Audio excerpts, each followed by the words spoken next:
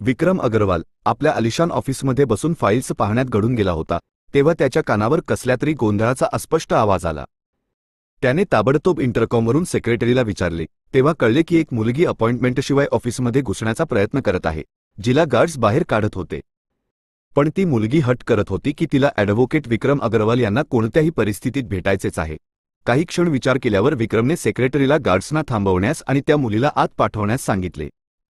जेव्हा ती मुलगी आत आली तेव्हा विक्रम तिच्याकडे पाहतच राहिला। 18 वर्षांची एक कोवळी पोरगी, चेहऱ्यावर निरागसतेचे एक पवित्र तेज, मोठे मोठे पाणीदार निळे डोळे जे अश्रूंनी काठोकाठ भरले होते। विक्रम तर होताच सौंदर्याचा चाहता, पण तिच्या त्या निरागस सौंदर्याने त्याला खोलवर घायाळ केले। त्याची नजर जणू तिच्या चेहऱ्यावर खिळून राहिली होती। अचानक त्या मुलीने आपल्या गळ्यातील एक नाजूकशी सोन्याची चेन काढली, ती थरथरत्या हातांनी टेबलवर ठेवली आणि डोळ्यांतून अश्रू ढाळत विक्रमसमोर हात जोडून म्हणाली, सर, तुम्हाला देवाची शपथ आहे, माझी मदत करा। मी खूप गरीब घरातील मुलगी आहे। माझ्या ताईवर, माझ्या मोठ्या बहिणीवर खूप मोठा अन्याय झाला आहे। तिला न्याय मिळवून द्या। त्या बदल्यात देण्यासाठी माझ्याकडे फक्त माझ्या आईची ही शेवटची आठवण, ही चेन आहे। तिच्या निळ्या डोळ्यांतून अश्रू टपटप गळत होते। तिचे सुंदर ओठ भीतीने आणि दुःखाने थरथरत होते। विक्रम त्या तंद्रीतून भानावर आला। त्याने अत्यंत नरमाईने तिला खुर्चीवर बसण्यास सांगितले आणि तिची अडचण सविस्तर सांगण्यास सांगितले। त्याचा तो अनपेक्षित मवाळ सूर ऐकून तिला थोडा धीर मिळाला। ती हळूहळू अडखळत त्याला सर्व हकीकत सांगू लागली। तिचे नाव अनन्या होते। ती 12वीत शिकत होती। तिचे वडील एक साधे भाजी विक्रेते होते। तिची मोठी बहीण समिका ज्या युनिव्हर्सिटीत शिकत होती, तिथे एका श्रीमंत वजनदार बापाच्या मुलाने, हेमंत राठोडने, आपल्या मित्रांसोबत मिळून तिच्यावर पाशवी अत्याचार केला होता। आपल्या अब्रूची लक्तरे उडालेला तो धक्का आणि समाजात होणारी बदनामी समिका सहन करू शकली नाही आणि तिने आपले आयुष्य संपवले होते। वडिलांनाही लाडक्या मुलीच्या मृत्यूचा आणि तिच्यावर झालेल्या अन्यायाचा धक्का सहन झाला नाही आणि हृदयविकाराच्या झटक्याने त्यांचेही निधन झाले। अनन्या आणि तिची आई ललिताजी दोघींवरही जणू दुःखाचा डोंगर कोसळला होता। त्यांच्या होत्याचं नव्हतं झालं होतं आणि ज्यांच्यामुळे हे घडलं ते नराधम मोकाट फिरत होते। तिला आपल्या बहिणीला न्याय मिळवून द्यायचा होता। ॲडव्होकेट विक्रम अग्रवालचे नाव तिने ऐकले होते। शहरातला सर्वात मोठा, प्रसिद्ध आणि तितकाच महागडा वकील। त्याची फी भरणे तिच्या आवाक्याबाहेरचे होते। पण कदाचित या माणसाला दया येईल आणि तो तिची केस लढण्यास तयार होईल, या एका वेड्या आशेवर ती इथे आली होती। निघताना तिच्या आईने, ललिताजी यांनी, आपली ही सोन्याची चेन तिच्या हातात दिली होती। जर त्याने फीशिवाय केस घेण्यास नकार दिला तर ॲडव्हान्स म्हणून त्याला ही चेन द्यावी। तिची किंमत जेमतेम 20-25 हजारच असेल। आपली कहाणी सांगून झाल्यावर ती पुन्हा एकदा त्याच्यासमोर हात जोडून उभी राहिली। सर, प्लीज, माझ्या ताईला न्याय मिळवून द्या। बदल्यात मी आयुष्यभर तुमच्या घरी मोलकरीण म्हणून काम करेन, तुमची फी चुकवेन। यावर विक्रम अग्रवाल काही क्षण शांतपणे विचार करत राहिला आणि मग एक अत्यंत गूढ, अनाकलनीय हास्य त्याच्या ओठांवर आले। एक वेगळाच विचार त्याच्या मनात चमकून गेला होता। तो गंभीरपणे त्या मुलीला म्हणाला, मी तुझ्या बहिणीची केस फुकटात लढायला तयार आहे आणि तिला न्यायही मिळवून देईन, पण माझी एकच अट आहे। तिने आशेने विचारले, कोणती अट, सर? जर तू 1 महिन्यासाठी माझ्याशी लग्न करून माझी पत्नी म्हणून माझ्यासोबत राहशील तरच मी तुझ्या बहिणीची केस लढेल। हे ऐकताच अनन्याचा चेहरा पांढरापटत पडला। त्याचा अर्थ तिला अगदी स्पष्ट कळला होता। या माणसाला या मदतीच्या बदल्यात तिचं शरीर हवं होतं। तिने एक दीर्घ, वेदनादायी श्वास घेतला आणि होकार दिला, कारण तिला माहीत होतं, या जगात कोणताही पुरुष, विशेषतः विक्रमसारखा मोठा माणूस, आपला स्वार्थ साधल्याशिवाय एका असहाय्य मुलीची मदत करणार नाही। विक्रमने तिच्याकडून सर्व तपशील आणि पत्ता घेतला आणि म्हणाला की तो उद्याच नोंदणी कार्यालयातील अधिकाऱ्याला घेऊन तिच्या घरी येईल। अनन्या जड अंतःकरणाने घरी आली। तिने आईला, म्हणजेच ललिताजींना, सगळी हकीकत सांगितली, फक्त त्या 1 महिन्याच्या लग्नाच्या कराराची गोष्ट सोडून। तिने आईला सांगितले, तो वकील म्हणाला की जर मी त्याच्याशी लग्न केलं तरच तो ही केस फुकटात लढेल। तिची आई हे ऐकून प्रचंड काळजीत पडली, पण मुलीच्या हट्टापुढे आणि बहिणीला न्याय मिळवण्याच्या तिच्या वेडापुढे ललिताजींचा नाईलाज झाला। त्याच रात्री अनन्याने विक्रमला फोन करून विनंती केली, सर, प्लीज, या लग्नाच्या 1 महिन्याच्या कराराबद्दल माझ्या आईला काहीही कळू देऊ नका। जेव्हा महिना संपेल आणि तुम्ही मला सोडून द्याल तेव्हा मी आईला काहीतरी बहाणा करून सांगेन। विक्रमला यात काय हरकत असणार होती? दुसऱ्याच दिवशी तो अनन्याच्या घरी आला। ललिताजी यांच्याशी बोलल्यानंतर तो त्या दोघींनाही आपल्या आलिशान फ्लॅटवर घेऊन गेला, जिथे त्याने आधीच लग्नाच्या नोंदणीची सर्व व्यवस्था केली होती. त्याने ललिताजींना समजावले, बघा, या केसचा निकाल लागेपर्यंत मला हे लग्न गुप्त ठेवायचे आहे. पीडितेच्या कुटुंबासोबत माझे इतके जवळचे नाते आहे. हा मुद्दा बनवून आरोपी कोर्टात केस कमकुवत करण्याचा प्रयत्न करतील. मला तशी कोणतीही जोखीम घ्यायची नाही. त्याच्या या बोलण्याने ललिताजींचे समाधान झाले. पण अनन्या, ती पूर्णवेळ गप होती. कारण तिला खरं कारण ठाऊक होतं.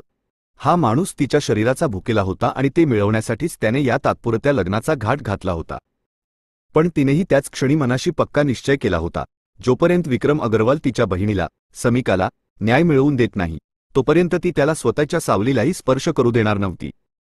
लग्नाची प्रक्रिया पार पडल्यानंतर तिने आपली आई ललिताजी यांना थांबवण्याचा प्रयत्न केला, पण तिने खूप थांबवूनही त्या परत निघून गेल्या. तिची उदासी आणि भीती पाहून विक्रम म्हणाला, काळजी करू नकोस. उद्या जाऊन मी तुझ्या आईला इथेच घेऊन येईन. तसंही त्या आता माझ्या सासूबाई आहेत आणि त्यांच्या सुरक्षेसाठी मला त्यांच्याजवळच राहणं गरजेचं आहे. तेव्हा कुठे अनन्याच्या जीवात जीव आला. विक्रमचा तो फ्लॅट सर्व सोयी सुविधांनी भरलेला होता. काम करण्यासाठी नोकरचाकरही हजर होते. एका लाल कलरच्या साडीमध्ये, हलके दागिने आणि नाजूक मेकअपमध्ये ती एखाद्या परीसारखी सुंदर दिसत होती. त्याने तिचा हात पकडला आणि तिला बेडरूममध्ये आणले. तिला बेडवर बसवले आणि स्वतःही तिच्या अगदी जवळ बसला. अनन्याचे काळीज भीतीने इतके जोरजोरात धडधडू लागले की जणू ते आता छाती फाडून बाहेर येईल. ती लगेच उठून त्याच्यापासून दूर उभी राहिली. काय झालं? तिच्या अशा दूर होण्याने विक्रमला आश्चर्य वाटले. जोपर्यंत माझ्या ताईला न्याय मिळत नाही, तोपर्यंत तुम्ही माझ्या जवळ येऊ शकत नाही, ती अडखळत पण खंबीर आवाजात म्हणाली. काय? विक्रमला आधी धक्काच बसला. मग तो उपहासाने हसत म्हणाला, तू वेडी आहेस का? केस लढायला आणि कोर्टाचा निकाल यायला महिनोन्महिने लागतात. आणि मी तुला फक्त एका महिन्यासाठी माझ्याकडे ठेवलं आहे. तोपर्यंत मी काय फक्त तुझ्याकडे पाहत बसू का? ते मला माहीत नाही. पण मी स्पष्ट सांगते, जोपर्यंत माझ्या बहिणीला न्याय मिळत नाही, तोपर्यंत मी तुम्हाला माझ्या जवळ अजिबात येऊ देणार नाही. आणि जर तुम्ही माझ्याशी जबरदस्ती करण्याचा प्रयत्न केला, तर एक गोष्ट लक्षात ठेवा, मी सुद्धा माझ्या बहिणीसारखी आत्महत्या करेन. पण मरण्याआधी सोशल मीडियावर तुमच्या या काळ्या कृत्याबद्दल संपूर्ण जगाला सांगून जाईन. तिच्या या अनपेक्षित धमकीने विक्रम थक्क झाला. तो तर तिला एक साधी, निरागस, भेदरलेली पोरगी समजत होता. पण अशा प्रकारे बोलताना ती त्याला एखाद्या मुरलेल्या, चाणाक्ष स्त्रीसारखी वाटली. तिचा खंबीर आवाज आणि भेदक नजर सांगत होती की ती जे बोलत होती ते करून दाखवण्याची हिंमत तिच्यात होती. विक्रमच्या डोळ्यांत संताप उतरला. तू तुझी ही अट मला आधी का नाही सांगितलीस? त्याने भुवया उंचावत त्या नुकत्याच वयात आलेल्या मुलीकडे पाहिले, जी त्याला आपल्या सौंदर्याने घायाळ करून आता त्यालाच तडपवू पाहत होती. ती तितक्याच निरागसपणे म्हणाली, आधी सांगितले असते तर तुम्ही मला नकार देऊन माझ्या तोंडावर ऑफिसचे दरवाजे बंद केले असते. यावर विक्रम म्हणाला, तुला काय वाटतं, मी तुझं हे बोलणं ऐकेन? मी कोणी साधासुधा वकील नाही, ज्याच्यावर तू अविश्वास दाखवावास. विक्रमचा पारा चढला होता. माफ करा सर, पण हीच माझी अट आहे. जर तुम्हाला ती मंजूर नसेल तर मी आत्ताच्या आत्ता इथून निघून जाते. तिचे हे शब्द ऐकून विक्रमचे डोके भडकले. डोकं फिरलंय का तुझं? आपलं लग्न झालं आहे. लग्न म्हणजे काही चेष्टा नाही. तू हा करार असा मध्येच कसा संपवू शकतेस? तेच तर मी तुम्हाला समजावू पाहते सर. मी आता तुमच्याशी कायदेशीररित्या बांधली गेली आहे. तुमच्या इच्छेशिवाय मी कुठेही जाऊ शकत नाही. या लग्नातून मी स्वतःची सुटका करून घेऊ शकत नाही. मग मी अविश्वासू कशी? मला जे हवंय ते तुम्ही करून दाखवा. बदल्यात मी स्वतःला तुमच्या हवाली करेन. तिचा हा नवीन तर्क ऐकून विक्रमने मोठ्या कष्टाने आपला राग गिळला. बघ, गोष्ट अविश्वासाची नाहीये. गोष्ट संयमाची आहे. तू इतकी सुंदर आहेस, तरुण आहेस. आणि सगळ्यात महत्त्वाचं, तू आता माझी बायको आहेस. मग एकाच छताखाली राहून तुला स्पर्श न करता मी कसा राहू शकतो? तुम्ही स्वतःच्या विकारांवर इतकंही नियंत्रण ठेवू शकत नाही का? इतके कमकुवत मनाचे आहात का? अनन्याने मारलेला हा टोमणा विक्रमच्या जिव्हारी लागला. तो एक दीर्घ, संतापलेला श्वास घेऊन गप्प बसला. एक थंड, भेदक नजर तिच्यावर टाकून तो खोलीतून निघून गेला. सौंदर्य हा विक्रमचा सर्वात मोठा कमकुवतपणा होता. तसा तो स्वतःही दिसायला अतिशय रुबाबदार आणि आकर्षक होता. त्याच्या आयुष्यात आजवर अनेक सुंदर मुली येऊन गेल्या. त्यांच्यासोबत त्याने चांगला वेळ घालवला आणि मन भरल्यावर त्यांना सोडूनही दिले. कित्येक जणी तर त्याच्याशी लग्नाची स्वप्ने पाहतच राहिल्या. पण मग अचानक, काही वर्षांपूर्वी, त्याचे या सगळ्या खेळातून मन उडाले. तेव्हापासून त्याच्या आयुष्यात कोणतीही मुलगी नव्हती. पण त्या दिवशी जेव्हा त्याची नजर या कोवळ्या निरागस मुलीवर पडली, तेव्हा तिच्या त्या पवित्र सौंदर्याने विक्रमच्या मनातल्या सुप्त भावना पुन्हा एकदा जागृत झाल्या. त्याचे मन तिला मिळवण्यासाठी आसुसले. पण त्याला हेही माहीत होते की अनन्यासारखी मध्यमवर्गीय संस्कारक्षम मुलगी गर्लफ्रेंड बनण्यास कधीच तयार झाली नसती. म्हणूनच त्याने हा एका महिन्याच्या लग्नाचा सापळा रचला. कारण त्याला खात्री होती इतर मुलींप्रमाणेच काही दिवसातच या मुलीवरूनही त्याचे मन उडेल. पण इथे तर डावच उलटा पडला होता. ही मुलगी तर त्याला जवळ येण्यासही नकार देत होती. जबरदस्ती करणे विक्रमच्या तत्वात बसत नव्हते. आणि जरी त्याने तसा प्रयत्न केला असता तर ज्या प्रकारची धमकी अनन्याने दिली होती त्यानंतर ती जबरदस्ती त्याला फार महागात पडली असती.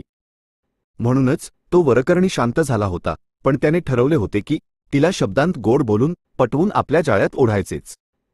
त्याने तिच्या बहिणीच्या केसवर काम सुरू केले. काही दिवसातच त्याच्या लक्षात आले की ही केस वाटते तितकी सोपी नाही. आरोपी हेमंत राठोड हा माजी राजकारणी प्रताप राठोडचा एकुलता एक मुलगा होता. प्रकरण खूप गुंतागुंतीचे होणार होते. पण विक्रम मागे हटणारा नव्हता. याआधीही त्याने अशा अनेक बड्या हस्तींविरुद्ध केस लढून जिंकल्या होत्या. त्याला विश्वास होता की तो हेमंत राठोड आणि त्याच्या नराधम मित्रांना कायद्याच्या कचाट्यात खेचेलच. त्यासाठी जरी सोशल मीडिया किंवा महिला संघटनांची मदत घ्यावी लागली तरी त्याची तयारी होती. केस सुरू होताच शहरात खळबळ माजली.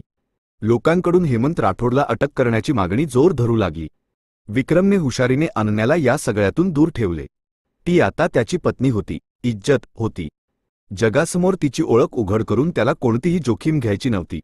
त्याने फक्त अनन्याची आई ललिताजी यांनाच साक्षीदार म्हणून पुढे केले. अशा केसेसमध्ये आरोपींकडून पीडितेच्या कुटुंबावर दबाव आणला जातो, धमक्या दिल्या जातात हे त्याला माहीत होते.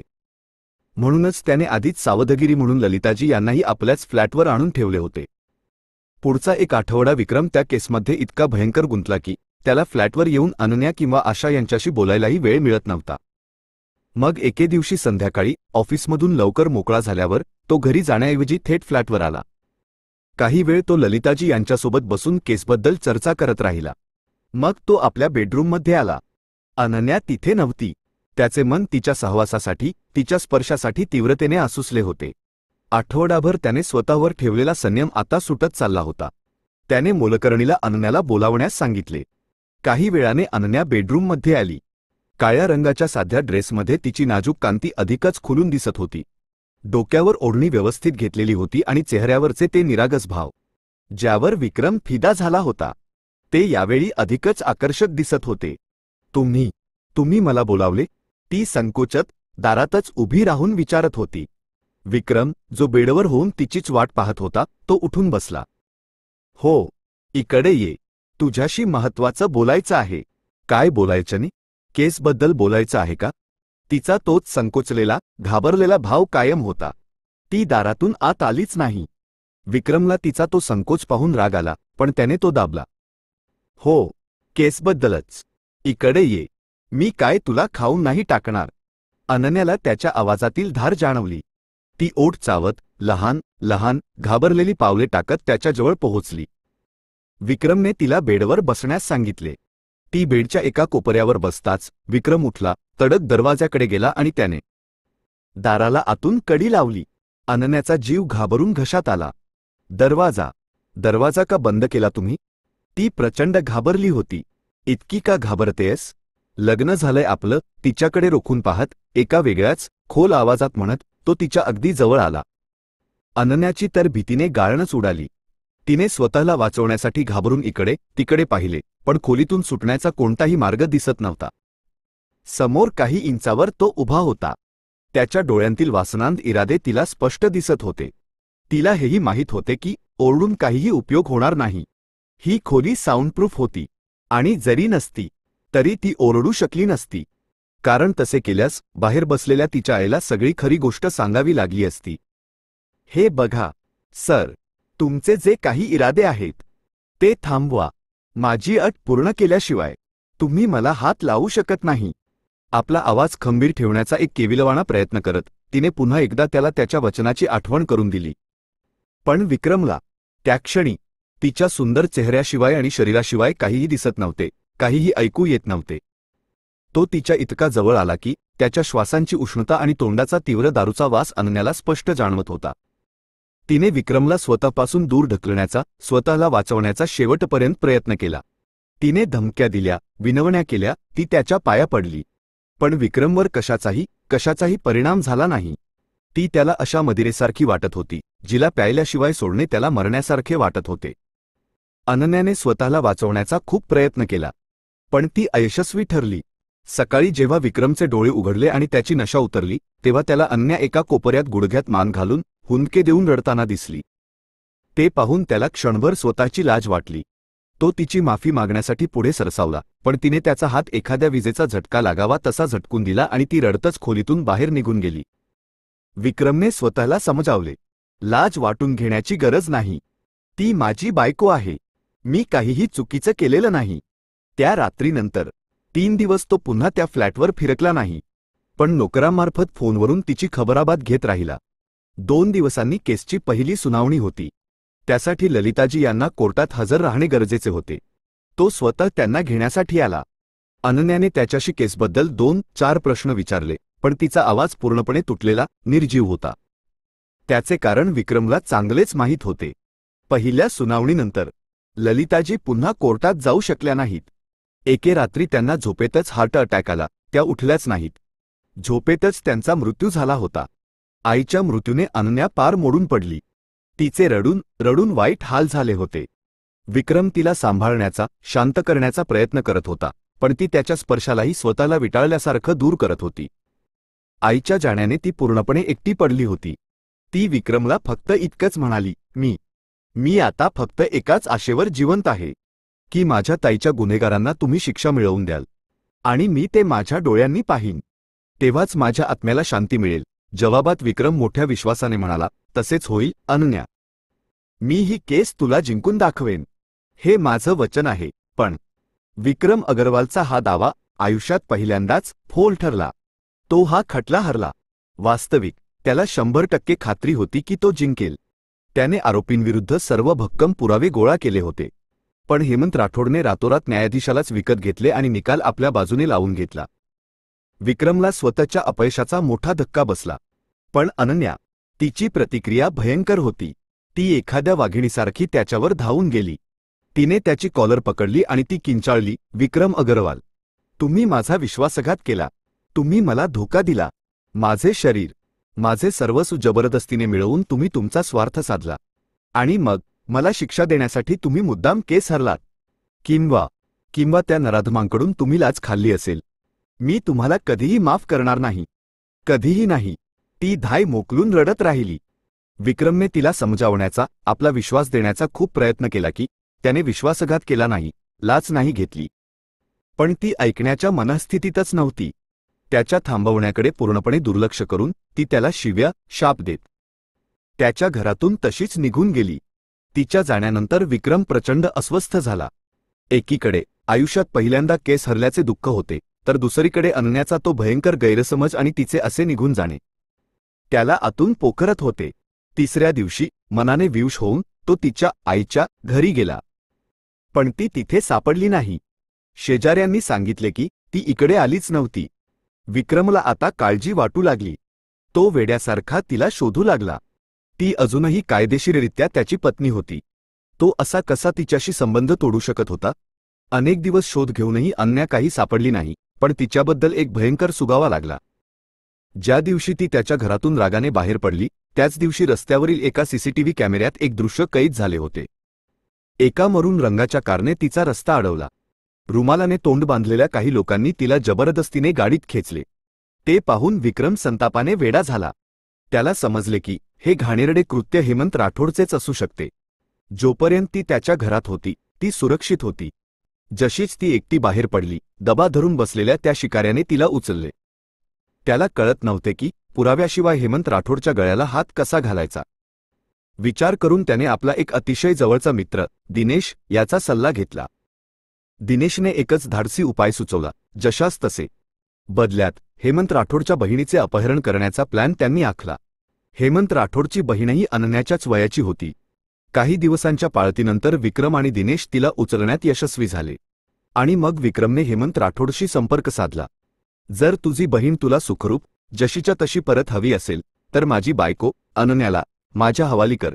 आधी तर हेमंत राठोडने काहीही माहीत नसल्याचा आवाहनला. पण जेव्हा विक्रमने त्याला गंभीर परिणामांची धमकी दिली तेव्हा त्याने हार मानली आणि अनन्याला एका अज्ञात स्थळी सोडून दिले. अनन्या सुखरूप परत आलेली पाहून विक्रमच्या जीवात जीव आला. ज्यावेळी तो तिला आणायला त्या खोलीत शिरला तेव्हा ती एका कोपऱ्यात गुडघ्यात मान खुपसून एखाद्या निष्प्राण बाहुलीसारखी बसलेली दिसली. ती खूप रडत होती. तो तिच्याजवळ जाऊन बसला आणि त्याने नरमाईने तिला हाक मारली, अनन्या. पण तिने ना उत्तर दिले ना तिचे रडणे कमी झाले. विक्रमने हळूच तिच्या खांद्यावर हात ठेवला. तेव्हा ती विजेचा धक्का लागावा तशी किंचाळून दूर झाली. हात लावू नका मला, खबरदार, नाहीतर यावेळी मी माझा जीवच देईन. तिने रागाने विक्रमकडे बोट दाखवत त्याला ताकीद दिली. अनन्या, तू विनाकारण माझ्यावर रागवते आहेस. मी शक्य ते सर्व प्रयत्न केले होते पण. विक्रमने स्पष्टीकरण देण्याचा प्रयत्न केला पण अनन्याने अत्यंत रागाने त्याचे बोलणे तोडले. मला तुमचं कोणतंही स्पष्टीकरण ऐकायचं नाही. जो माणूस आजपर्यंत एकही केस हरला नाही तो माझीच केस का हरला? फक्त यासाठीच ना की मी तुम्हाला लाखोंची फी देऊ शकले नाही. त्या गुन्हेगारांनी तुमचा खिसा गरम केला आणि तुम्ही मुद्दाम हरलात. चूप बस अनन्या, जस्ट शट अप. पुन्हा एकदा लाच घेतल्याचा तो खोटा आरोप ऐकून विक्रमच्या तळपायाची आग मस्तकात गेली. त्याचा स्वतःवरचा ताबा सुटला. त्याचा हात नकळत वर उठला आणि अनन्याच्या नाजूक गालावर सणकन बसला. तीर्थरूप गालावर हात ठेवून पूर्णपणे थक्क होऊन अविश्वासाने त्याच्याकडे पाहत राहिली आणि पुढच्याच क्षणी चेहऱ्यावर दोन्ही हात ठेवून ती धाय मोकलून रडू लागली. विक्रम दीर्घ संतापलेला श्वास घेत आपला राग शांत करू लागला. काही वेळाने जेव्हा त्याचा संताप ओसरला तेव्हा अनन्याला इतके रडताना पाहून त्याला स्वतःच्या कृत्याचा पश्चात्ताप झाला. सॉरी अनन्या, पण तुझा गैरसमज होतोय. असं काहीही नाहीये. मला पैशाची कमी नाही. आजपर्यंत मी कधीही असा चुकीचा पैसा कमावला नाही. प्लीज हा विचार पुन्हा करू नकोस. मी सहन करू शकत नाही, तो केसांतून हात फिरवत हतबलतेने म्हणाला. पण अनन्याने काहीच उत्तर दिले नाही. ती तशीच रडत राहिली. तो तिच्याजवळ येऊन बसला. प्लीज रडणं थांबव. मी तुला वचन देतो. मी पुन्हा ही केस कोर्टात उभी करेन आणि यावेळी मी त्यांना जिंकू देणार नाही. तुझ्या ताईला न्याय नक्की मिळेल. पण अनन्या भडकून म्हणाली, नाही पाहिजे आता मला न्याय. आणि ना माझा आता तुमच्या कुठल्याही खोट्या वचनावर विश्वास आहे. मला माझ्या घरी जायचंय आत्ता, याच क्षणी. ती रडतच उठून उभी राहिली. विक्रम काळजीत पडला. आता तू त्या घरातून कुठेही जाणार नाहीस. कारण बाहेर तू सुरक्षित नाहीस हे तू पाहिलं आहेस. पण अनन्याने काहीच उत्तर दिले नाही. ती तशीच रडत राहिली. तो तिच्याजवळ येऊन बसला. प्लीज रडणं थांबव. मी तुला वचन देतो. मी ही केस पुन्हा कोर्टात उभी करेन आणि यावेळी मी त्यांना जिंकू देणार नाही. तुझ्या ताईला व संपूर्ण कुटुंबाला न्याय नक्की मिळेल. पण अनन्या भडकून म्हणाली, नाही पाहिजे आता मला न्याय. आणि ना माझा आता तुमच्या कुठल्याही खोट्या वचनावर विश्वास आहे. मला माझ्या घरी जायचंय आत्ता, याच क्षणी. ती रडतच उठून उभी राहिली. विक्रम काळजीत पडला. आता तू त्या घरातून कुठेही जाणार नाहीस. कारण बाहेर तू सुरक्षित नाहीस हे तू पाहिलंस. आभार मान की तू माझी बायको होतीस म्हणूनच अपहरण करूनही हेमंत राठोडने तुझ्या शरीराला हात लावला नाही. कारण त्याला माहीत होतं की जर त्याने तसं काही केलं असतं तर तो माझ्या हातून वाचला नसता. तुम्ही माझी काळजी करण्याची गरज नाही. त्याने मला पुन्हा उचलले किंवा मारून टाकले तरी तुमचा त्याच्याशी काहीही संबंध नाही. तुम्ही तुमच्या कामाशी काम ठेवा आणि माझा पिच्छा सोडा. यावर कसा सोडू? बायको आहेस तू माझी. विक्रम यावेळी हलकेच हसून म्हणाला. बायको आहे ना? मग घटस्फोट द्या आणि हे नाटक संपवा. ती काहीही विचार न करता बोलून गेली. चूप बस अनन्या. फालतू बोलून मला रागाणून पुन्हा हात उचलायला भाग पाडू नकोस. विक्रमच्या कपाळावर आठ्या पडल्या. यावर अनन्या म्हणाली, काही चुकीचं नाही बोलले मी. 1 महिन्याचा करार होता आपला. तो संपलाय. आता मला मोकळं करा. माझ्या ताईला तर तुम्ही न्याय मिळवून दिलाच आहे. अनन्याने जोरात टोमणा मारला. विक्रमने ओठ दाबले आणि काही क्षण शांत राहून थंड आवाजात म्हणाला, त्या कॉन्ट्रॅक्ट मॅरेजवाली गोष्ट आणि ती अट आता विसरून जा. कारण जेव्हा मी तुझं कामच करू शकलो नाही तेव्हा त्या कराराच्या अटीलाही आता काही किंमत उरलेली नाही. म्हणजे? तिने चमकून विचारले. म्हणजे हे की आता तू माझी बायको म्हणून माझ्यासोबत राहशील. जर तुम्ही मला घटस्फोट दिला नाही तर मी कोर्टात घटस्फोटासाठी अर्ज करेन.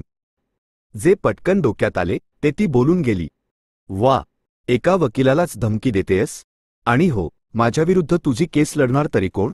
आणि मी स्वतः माझ्याच विरुद्ध तुझी केस नक्कीच लढणार नाही. विक्रमने तिची धमकी हसण्यावारी नेली. ठीक आहे, नका देऊ घटस्फोट, पण इतकं लक्षात ठेवा, मी तुमच्यासोबत राहणार नाही. मी जाईन इथून. यावर विक्रम म्हणाला, मी बाहेर गेटवर सुरक्षा दुप्पट केली आहे. तरीही जर तू या घरातून बाहेर पाऊल टाकण्याची चूक केलीस तर मी तुझे पाय तोडेन. विक्रमच्या या उघड धमकीने ती संतापली आणि पाय आपटत दुसऱ्या खोलीत निघून गेली. विक्रम बेडवर होऊन विचार करू लागला. तो तिच्यावर जास्त सक्ती करू शकत नव्हता, कारण त्याच्या सक्तीने तिचा गैरसमज आणि तिरस्कार फक्त वाढतच होता. नुकताच जो त्याने हात उचलला होता त्याचा त्याला आता प्रचंड पश्चात्ताप होत होता. पुढील अनेक दिवस तो तिला मनवण्याचा, तिचा गैरसमज दूर करण्याचा प्रयत्न करत राहिला, पण ती ऐकायलाच तयार नव्हती. विक्रम मनाने पूर्णपणे हतबल झाला होता, कारण ज्या काही दिवसांत ती बेपत्ता होती आणि तो तिला वेड्यासारखा शोधत होता, तेव्हा त्याला तीव्रतेने जाणीव झाली होती की तो तिच्या प्रेमात पडला आहे, जे फक्त एका महिन्याचे कॉन्ट्रॅक्ट मॅरेज होते ते विसरून. आता त्याला तिच्यासोबत आपले संपूर्ण आयुष्य घालवायचे होते. पण तीर्थरूप ती त्याच्यासोबत राहायलाच तयार नव्हती. ती वारंवार घरी जाण्याचा हट्ट करत होती. एके दिवशी तिच्या त्या सततच्या रडण्याने आणि हट्टापणामुळे विक्रमच्या संयमाचा बांध अखेर तुटला आणि रागाच्या भरात त्याने पुन्हा एकदा तिच्या इच्छेविरुद्ध तिला आपल्या जवळकीची शिक्षा दिली. या घटनेनंतर अनन्याचा गैरसमज आणि तिरस्कार 7व्या आसमानावर पोहोचला. रडून रडून तिने स्वतःचे हाल करून घेतले होते. सकाळी जेव्हा तो ऑफिसला जात होता तेव्हाही ती रडत होती. जेव्हा तो परत आला तेव्हाही तिला रडताना पाहून तो भयंकर चिडला. अनन्या, तुझा नेमका प्रॉब्लेम तरी काय आहे? असा कोणता डोंगर कोसळलाय तुझ्यावर? आपलं कायदेशीर नातं आहे. जर मी, तुझा नवरा, तुझ्या जवळ आलो तर कोणता गुन्हा केला? माझ्या परवानगीशिवाय, माझ्या इच्छेविरुद्ध का आलात तुम्ही माझ्याजवळ? तुम्ही एक नंबरचे घाणेरडे, वासनांध आणि स्वार्थी माणूस आहात. ती रडतच किंचाळली. हे ऐकून विक्रमचे डोकेच फिरले. त्याला तसा क्वचितच राग यायचा, पण जेव्हा यायचा तेव्हा तो भयंकर असायचा. काय म्हणालीस? मी वासनांध आहे? विक्रमने संतापाच्या भरात तिचे नाजूक मनगट आपल्या मजबूत पकडीत आवळून तिला एक जोराचा झटका दिला, तशी अन्य वेदनेने किंचाळली. पुन्हा जर माझ्यासाठी असा घाणेरडा शब्द वापरलास ना, तर मग तुझा काय होईल ते बघ. त्याने तिला सोफ्यावर ढकलून दिले. त्याच्या त्या रुद्र अवताराने अनन्या इतकी घाबरली की तिची वाचाच बसली. त्यानंतर ती पुन्हा कधी विक्रमशी उद्धटपणे बोलली नाही, पण तिने त्याच्याशी बोलणेच सोडून दिले. ती एका जिवंत प्रेतासारखी त्या घरात राहू लागली. काही दिवसांपासून तिची तब्येत सारखी बिघडत होती. विक्रमने अनेकदा तिला डॉक्टरकडे चलण्यास सांगितले, पण ती तयार झाली नाही. मग एके दिवशी तो डॉक्टरांनाच घरी घेऊन आला. डॉक्टरांनी तिला तपासून झाल्यावर जी बातमी दिली ती ऐकून विक्रम तर आनंदाने वेडा झाला. पण अनन्या, ती पूर्णपणे सुन्न झाली. ती गरोदर होती. विक्रम अग्रवालवरील तिचा राग, तिचा तिरस्कार अजून तिळमात्रही कमी झाला नव्हता, की त्यातच त्याची निशाणी तिच्या उदरात वाढत होती. दुःख, राग आणि असहाय्यतेच्या भावनेने तिचे शरीर जळू लागले. तिने मोठ्या कष्टाने आपल्या भावनांवर नियंत्रण ठेवले आणि विक्रमसमोर ती शांत राहिली. नाहीतर तिचे मन करत होते की या माणसाचा गळा दाबून टाकावा, ज्याने तिचा विश्वासघात करून तिला फसवून या जाळ्यात अडकवले होते. विक्रमला इतका खुश झालेला पाहून तिने त्याच क्षणी मनात पक्का निश्चय केला की ती त्याच्या या आनंदावर, त्याच्या या स्वप्नांवर नक्कीच पाणी फेरेल. एके दिवशी विक्रम झोपेतून उठला आणि त्याने आपला मोबाईल चालू केला, तेव्हा त्याला जो धक्का बसला त्याने त्याचे हात पायच गळाले. त्याच्या फेसबुक अकाउंटवरून एक अशी पोस्ट केली गेली होती जी त्याचे संपूर्ण करिअर, त्याचे आयुष्य उद्ध्वस्त करू शकली असती. पोस्टमध्ये लिहिले होते, मी ॲडव्होकेट विक्रम अग्रवाल आज हे कबूल करतो की मी समिका अत्याचार केसमध्ये आरोपी हेमंत राठोडकडून मोठी लाच घेतली होती, ज्यामुळे मला ती केस मुद्दाम हरावी लागली. पोस्ट करून जवळजवळ 10 तास उलटले होते. हजारो लोकांनी ती वाचली होती, शेअर केली होती. त्यावर शिव्याशापांचा पाऊस पडत होता. हे कृत्य कुणाचे असू शकते हे विक्रमला समजायला एका क्षणाचाही उशीर लागला नाही. आदल्या रात्री काही कारणास्तव त्याने आपल्या मोबाईलचा पासवर्ड काढला होता आणि तो परत लावायला विसरला. ही चूक त्याला नडली.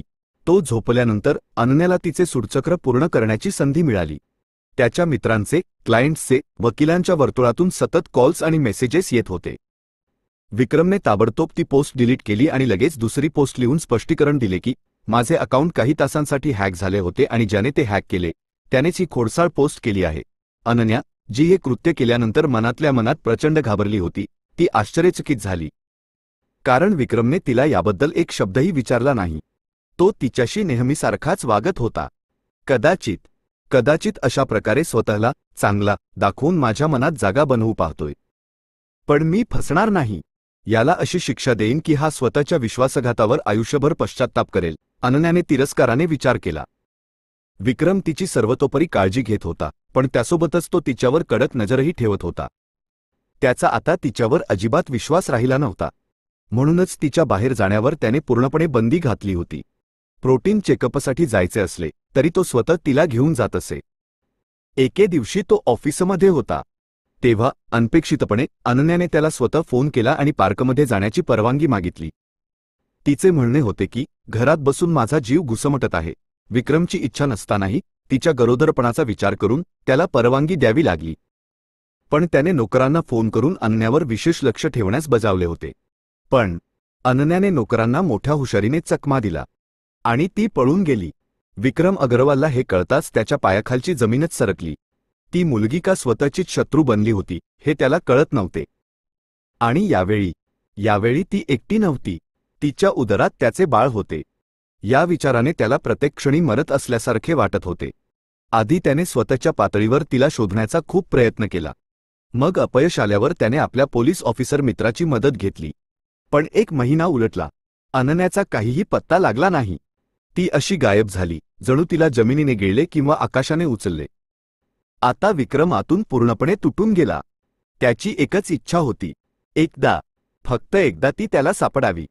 महिने सरत गेले. तो अनन्याला शोधण्यात अपयशी ठरला. आणि मग एके दिवशी पोलिसांना एका गरोदर मुलीचा मृतदेह सापडला. चेहरा ओळखण्यापलीकडे गेला होता, पण शारीरिक ठेवण आणि कपडे ते अनन्याचेच होते. विक्रम अग्रवाल त्या दिवशी पूर्णपणे कोसळला. तो खूप रडला. बराच काळ त्याच दुःखात त्याने स्वतःला घरात कोंडून घेतले. मग पुढे हळूहळू त्याची आजी आणि आजोबा यांच्या प्रयत्नांनी तो सावरला आणि त्याने पुन्हा स्वतःला कामात झोकून दिले. पण 3 वर्षे उलटूनही तो अनन्याला आणि त्याच्या न जन्मलेल्या बाळाला विसरू शकला नव्हता. त्याचे आजी आणि आजोबा जेव्हाही त्याला दुसऱ्या लग्नाबद्दल बोलायचे तेव्हा तो भयंकर संतापायचा. इतके की आजोबा त्याच्या दुसऱ्या लग्नाची इच्छा मनात बाळगूनच जग सोडून गेले. त्या दिवशीही जेव्हा तो ऑफिसमधून घरी आला तेव्हा आजी त्याच्यासमोर तोच विषय घेऊन बसल्या. विक्रम, अरे कधीपर्यंत असा एकटा राहशील? 35 वर्षांचा झालास. कधी माझे डोळे मिटतील माहीत नाही. मला तुझ्या मुलांना मांडीवर खेळवून मरायचंय रे. माझी ही शेवटची इच्छा तरी पूर्ण कर बाळा. आजीने त्याच्यासमोर पदर पसरला. विक्रमने एक दीर्घ थकलेला श्वास घेतला. आजी, तुला माहीत आहे, मी लग्न केलं होतं. माझं बाळही या जगात येणार होतं. पण माझं नशीबच फुटलंय. मला आनंद रुचला नाही. आता मला हा अनुभव पुन्हा नकोय. अरे पण प्रत्येक मुलगी एकसारखी नसते. अनन्याने तुझ्या प्रेमाची कदर केली नाही, तुझं ऐकलं नाही आणि तिला तिची शिक्षा मिळाली. पण आता तू स्वतःला असं एकटं ठेवून तुझ्या या म्हाताऱ्या आजीला तरी शिक्षा देऊ नकोस. आजी डोक्यावर पदर ठेवून रडू लागल्या. आजीचे ते अश्रू पाहून विक्रम हतबल झाला. त्याने हार मानली. प्लीज आजी, रडू नकोस. तू जसं म्हणशील तसंच होईल. हे बोलणे त्याने जरी मनावर दगड ठेवून म्हटले असलो तरी त्याने आजीला खूप मोठा आनंद दिला. त्यांनी लगेच त्याच्यासाठी मुली पाहणे सुरू केले. ज्या दिवशी त्यांनी त्याच्यासाठी मुलगी पसंत केली त्याच दिवशी नशिबाचा खेळ बघा, त्याच्याकडे समिकासारखीच एक नवीन केस आली. आणि यावेळीही आरोपी हेमंत राठोड आणि त्याचे तेच मित्र होते. त्यांनी मयुरी आपटे नावाच्या एका मुलीवर तसाच अत्याचार केला होता. मयुरीनेही आत्महत्या करण्याचा प्रयत्न केला, पण ती वाचली. तिच्या घरच्यांनी विक्रम अग्रवालला या केससाठी नेमले होते.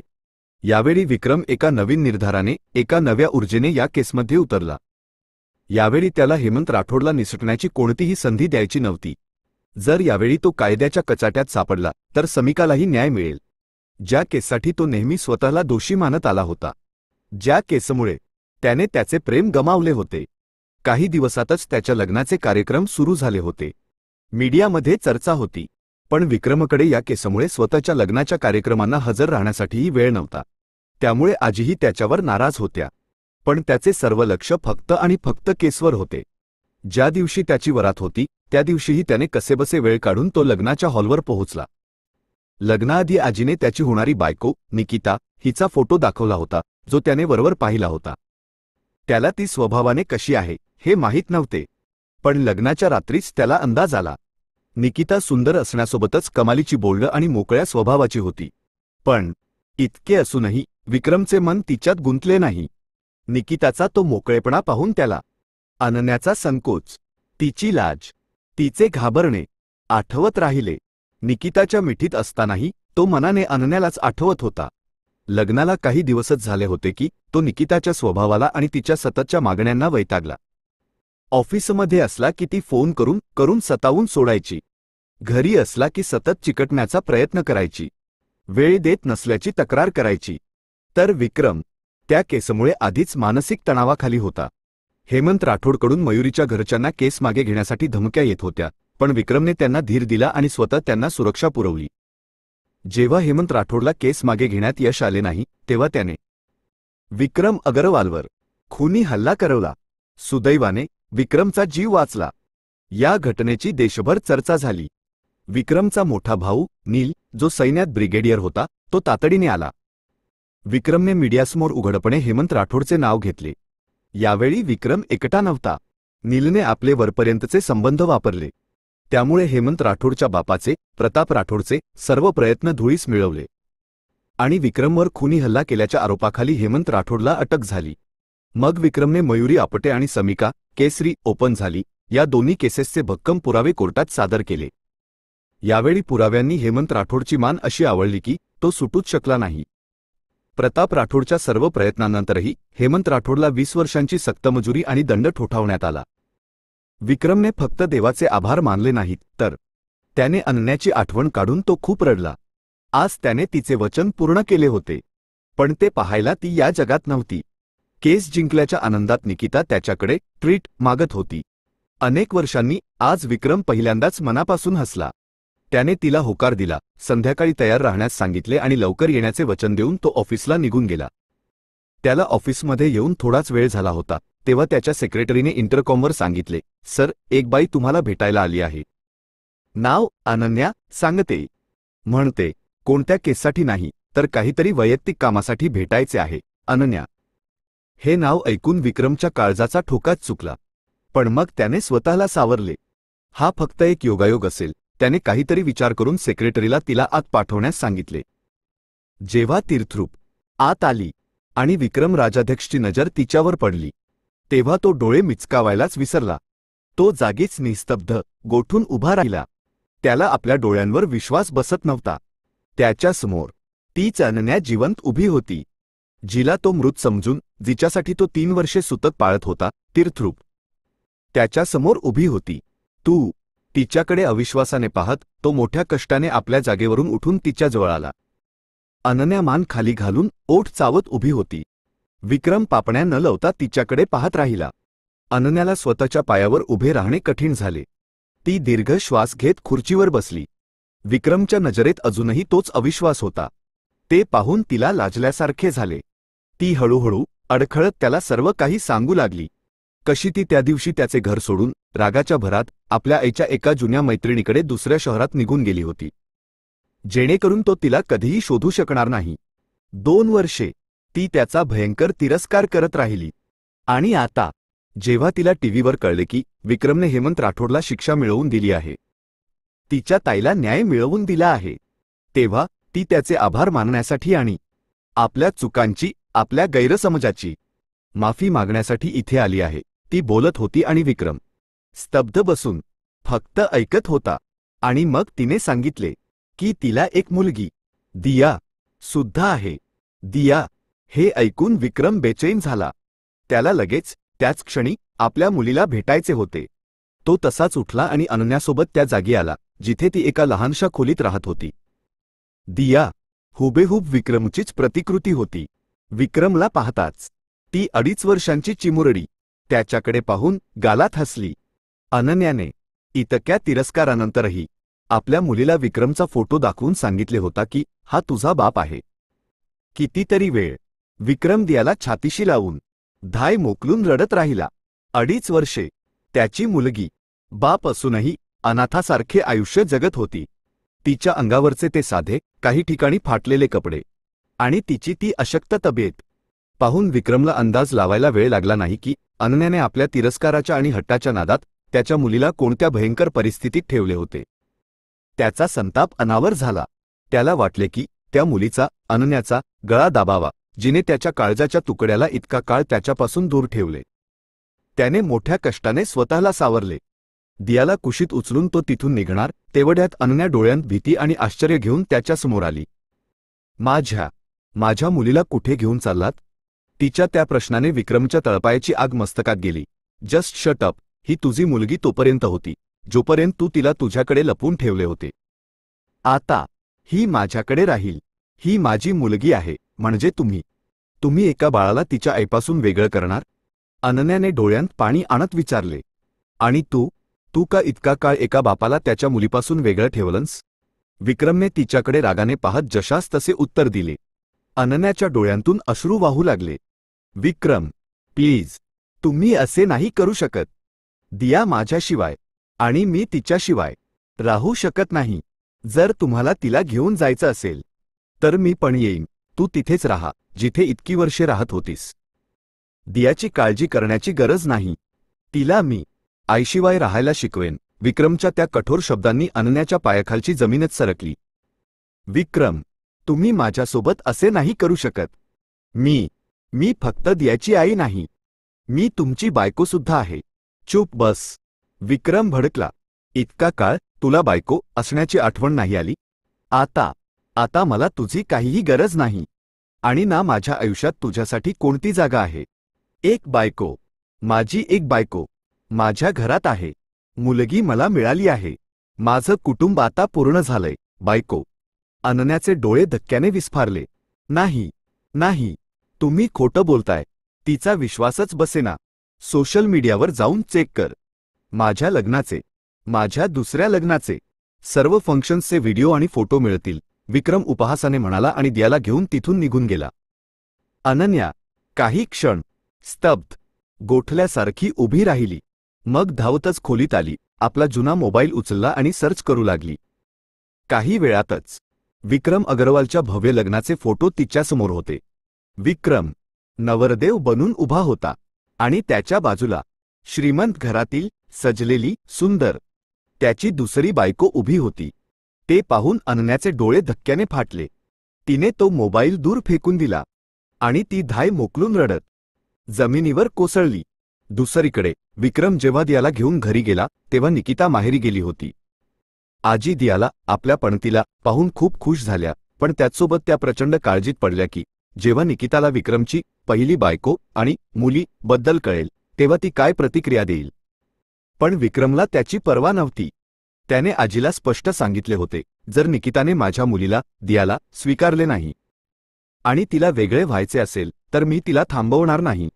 माझ्यासाठी माझ्या मुलीपेक्षा महत्त्वाचे आता काहीही नाही. तिकडे अनन्याचे रडून वाईट हाल झाले होते. 2 दिवस दियाचा दुरावा आणि विक्रमच्या दुसऱ्या लग्नाच्या धक्क्याने तिला निढळ करून टाकले होते. तिसऱ्या दिवशी ती कशीबशी स्वतःच्या निष्प्राण शरीराला फरफटत विक्रमच्या घराचा पत्ता विचारत तिथे पोहोचली.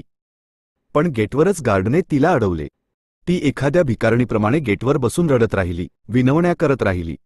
अखेर गार्डला दया आली. त्याने विक्रमला फोन करून तिच्याबद्दल सांगितले. पण विक्रमने रागाने सक्तीने सांगितले की त्या मुलीला तिथून हाकलून दे. अनन्या रडतच त्यावेळेस निघून गेली. पण दुसऱ्या दिवशी ती थेट विक्रमच्या ऑफिसमध्ये पोहोचली. त्याच्या सेक्रेटरीने तिला खूप थांबवले, पण तिला ढकलून ती जबरदस्तीने विक्रमच्या केबिनमध्ये घुसली. सेक्रेटरीच्या ओरडण्याने गार्ड लगेच तिथे पोहोचले, पण विक्रमने त्या सर्वांना हात दाखवून थांबवले. ते गेल्यानंतर तो खुर्चीतून उठला.